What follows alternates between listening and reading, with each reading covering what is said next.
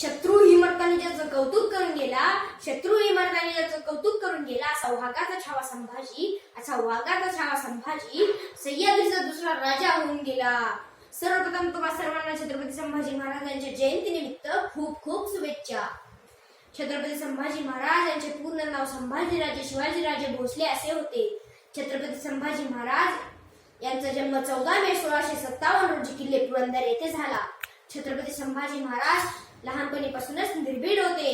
छत्रपती संभाजी महाराज यांच्या आईचे नाव सईबाई तर वडिलांचे नाव छत्रपती होते.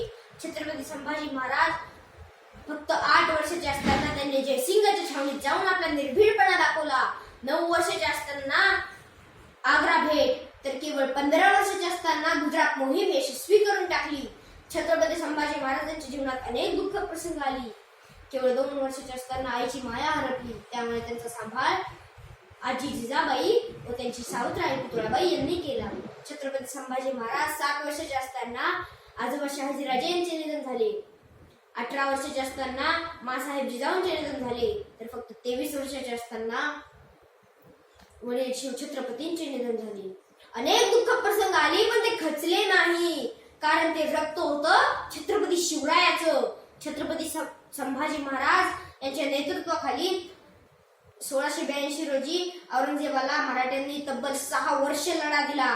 छत्रपती संभाजी महाराजांना 1 नाही 2 नाही तर पूर्ण 16 भाषा येत होत्या. छत्रपती संभाजी महाराज अत्यंत धुरंधर राजकारणी होते. शेवटी काळ उजडला. छत्रपती संभाजी महाराज व कवी कलश यांना औरंगजेबापुढे आणण्यात आले. औरंगजेबाने त्यांना त्यांचे सारे गड व संपत्ती त्यांच्या स्वाधीन करण्यास सांगितली. प्रत्यक्ष पुढे मृत्यू दिसत होता, पण छत्रपती संभाजी महाराजांना औरंगजेबाला स्पष्ट नकार दिला. शेवटीपर्यंत त्यांनी स्वराज्यनिष्ठा व धर्मनिष्ठा सोडली नाही. शेवटी काळ उजडला.